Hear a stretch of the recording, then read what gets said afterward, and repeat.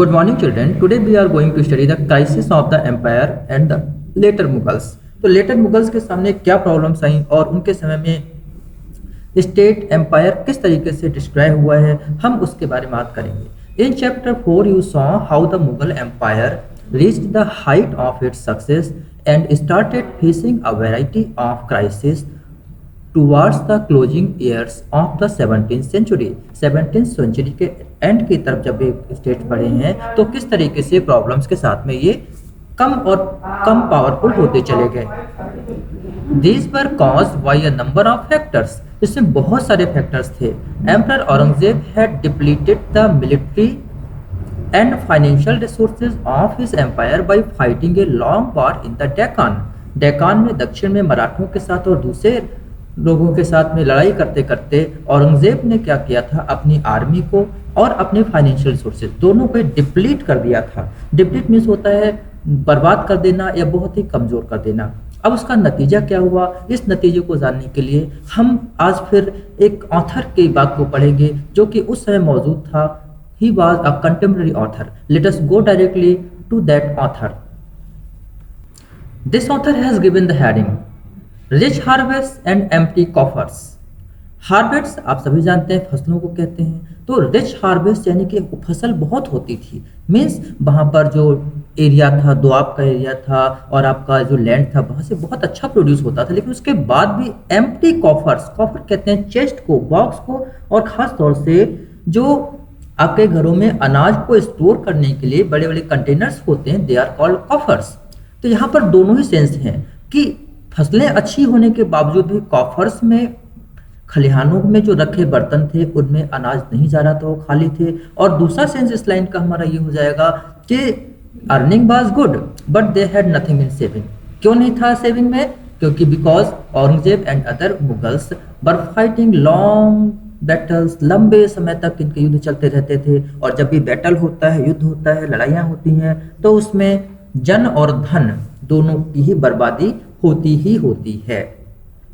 आपको पता है जब युद्ध होता है, वार होता है, तो अक्सर इमरजेंसी डिक्लेयर की जाती है और देश के सभी अननेसेसरी खर्चे रोक दिए जाते हैं, सिर्फ बेसिक एक्सपेंसेस को ही किया जाता है। क्योंकि अगर आप गन का यूज कर रहे हैं तो गन की एक गोली, वन बुलेट, नियर अबाउट 500 से 1000 रुपीज की होती है। यस, नियर अबाउट 500 से 1000 रुपीज की एक बुलेट होती है, एक गोली होती है। तो आप समझ लीजिए कि अगर 100 गोलियां चल गई तो कितना नुकसान हो गया। जो आपकी बोफोर्स तोप या दूसरी तोपें हैं, कैनन्स हैं, उस कैनन के एक गोले का, एक बम की cost near about 1 lakh rupees के आसपास होती है। और किसी एक बम से तो आप लड़ाई नहीं जीत सकते ना। तो in the same way Aurangzeb had to fight there, और जब फाइट हुई तो उस फाइट में जन और धन यानी लोग भी खूब मारे गए और पैसा भी खूब खर्च हुआ। तो what happened?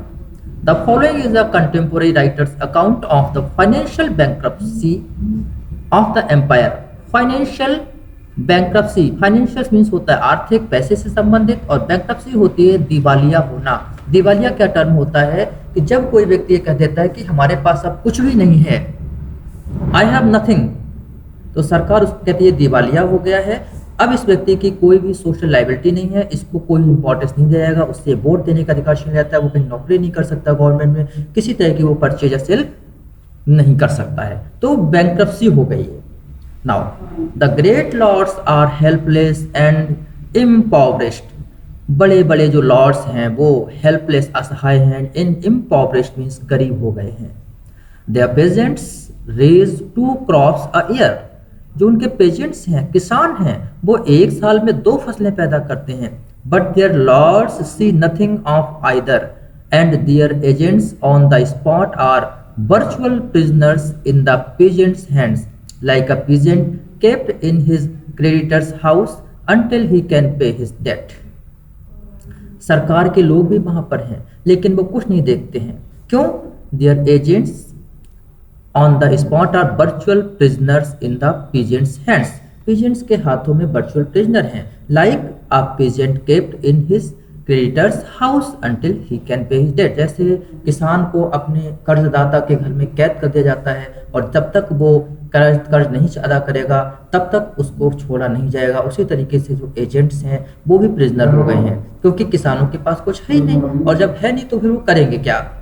So complete is the collapse of all order and administration that though the peasant reaps a harvest of gold, his lord does not see so much as a wisp of straw।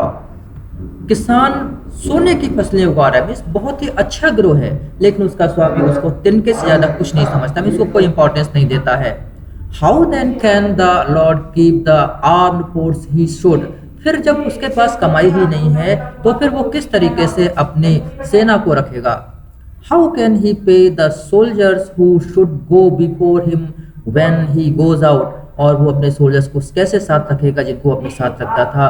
और the horseman who should ride behind him, या फिर अपने सुरक्षा के लिए जो horseman रखता है उनको कैसे रखेगा। मीन्स किसानों के अच्छी फसलों का, क्योंकि जो मेन सोर्स ऑफ रेवेन्यू है वो हमेशा से गवर्नमेंट के लिए फार्मिंग रही है, और फार्मिंग अच्छी होने के बावजूद भी ना तो सरकार जाती है ना ही उनके लोग जाते हैं। नतीजा ये हुआ है कि कोई रिसोर्स पैदा नहीं हो रहा है, और रिजल्ट कि अब शासन के पास कुछ भी नहीं बचा है। This was the effect there.